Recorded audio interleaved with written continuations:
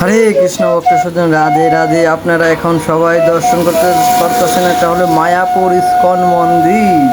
আপনারা সবাই মায়াপুর ইস্কন মন্দির দর্শন করতে পারতেছেন ভক্ত সজ্জন। এই সেই মায়াপুর ইস্কন মন্দিরের চূড়া আপনারা সবাই দর্শন করুন আর মানব জনকে সার্থক করে ফেলুন ভক্ত সজ্জন। এটা হলো নবদ্বীপ ধামে। নবদ্বীপ ধামে আপনার 9টা দ্বীপ আছে। 9টা দ্বীপের মাধ্যমে এটা হলো রুদ্রদ্বীপ। রুদ্রদ্বীপে এটা হলো ইস্কন মন্দির, আপনারা সবাই দর্শন করতে পারতেছেন। আর রুদ্রদ্বীপের পাশে আছে অন্তর্দ্বীপ।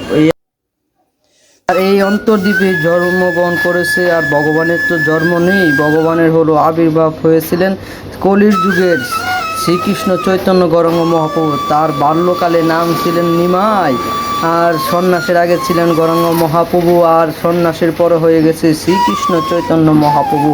আপনারা সবাই আমার সাথে থাকুন, আপনাদেরকে অবশ্যই আপনি গৌরাঙ্গ মহাপ্রভুর বাড়িতে নিয়ে যাব। আমার সাথে থাকুন আর ভিডিওটা ভালোভাবে দেখুন, আর চ্যানেলটাকে অবশ্যই সাবস্ক্রাইব করে ফেলুন।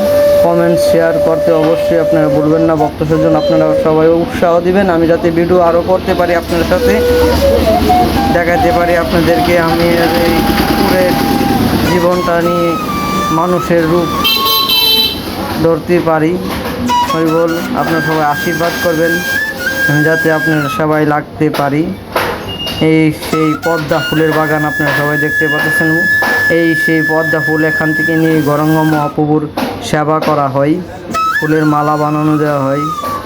আপনারা সবাই দর্শন করতে পাচ্ছেন। রাধা মাধবকে এখান থেকে ফুল নিয়ে সাজাই, মালা বানায় দেই। হরি বল, রাধে রাধে। ছোটো মেয়ে কিউট অনেক। হরি বল, রাধে রাধে ভক্ত সজ্জন। আপনারা সবাই আমার সাথেই থাকুন, তাহলে আরও নতুন নতুন ভিডিও দেখতে পারবেন। আর আপনারা সবাই তো বুঝতে পারতেছেন এটা কত মাহাত্ম জায়গা। এখানে গৌরাঙ্গ মহাপ্রভু লীলাবিলাস করেছিলেন।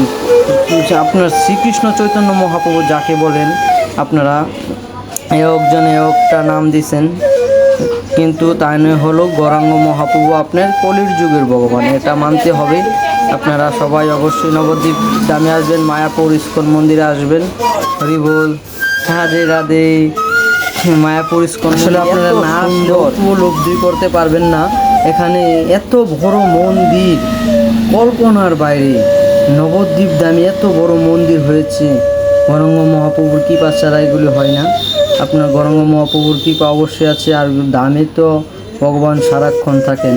গৌরাঙ্গ মহাপ্রভু নিজের মুখে বলেছেন, আমি নবদ্বীপ ছেড়ে কোথাও যাব না। তাহলে যারা নিয়ে আপনার সাধন ভজন আছে, এরকম দিব্য শক্তি আছে, তারা অবশ্যই গৌরাঙ্গ মহাপ্রভুকে দেখতে পারেন। নবদ্বীপ ধামে অবশ্যই গৌরাঙ্গ মহাপ্রভু আছে, এটা মানতে হবে। আপনারা অবশ্যই আসবেন, সাধন ভজন করবেন, আর এরকম চোখ করবেন যাতে গৌরাঙ্গ মহাপ্রভুকে দেখতে পারেন। আমার তো কুকুরের চোখ, আমাদের মতন ব্যক্তিরা দেখতে পারবো না, কিন্তু কোনো জন্মে যদি ভগবানকে দেখতে পাই কি, এটাই আশা মনের ভিতরে। অবশ্যই আপনারা আসবেন, মুগ্ধ হয়ে যাবেন। একবার আসলে আর বলবেন না আমি বাড়িতে যাব। এত সুন্দর নবদ্বীপ ধাম আর মায়াপুর, মায়াই পড়ে যাবেন। মায়াপুর মানে মায়াই পড়ে যাবেন, মানে বাড়ির কথা ভুললেই যাবেন। এক কতই ভালো, বাড়ির কথা ভুললেই যাবেন। এত সুন্দর, দেখুন কি সুন্দর পদ্মা ফুল বাগান। এটা আরও অনেক ফুল বাগান আছে, আপনাদেরকে নিয়ে যাব এখানে। আর এই মন্দিরের আন্ডারে 2টা হাতি আছে, হাতির বাগান আছে। আপনাদেরকে হাতির বাগানও আপনি নিয়ে যাব। আমার সাথেই থাকুন ভক্ত সজ্জন। আর মন্দিরের ভিতরে ক্যামেরা নেওয়া এলাও না, তারপরও আমি নেওয়ার চেষ্টা করবো আপনাদেরকে দেখানোর জন্য। আমার সাথেই থাকুন ভক্ত সজ্জন। আরও আমি নতুন ভিডিও নিয়ে আসবো, কীভাবে এখানে এসে আপনারা ফ্রি প্রসাদ পাবেন, বা এখানে কীভাবে 100 টাকা দিয়ে থাকতে পারবেন 4 জন বা 5 জন। আপনারা কীভাবে এখানে আসলে সুখ সুবিধা পেতে পারেন, আমি অবশ্যই আপনাদেরকে জানাবো।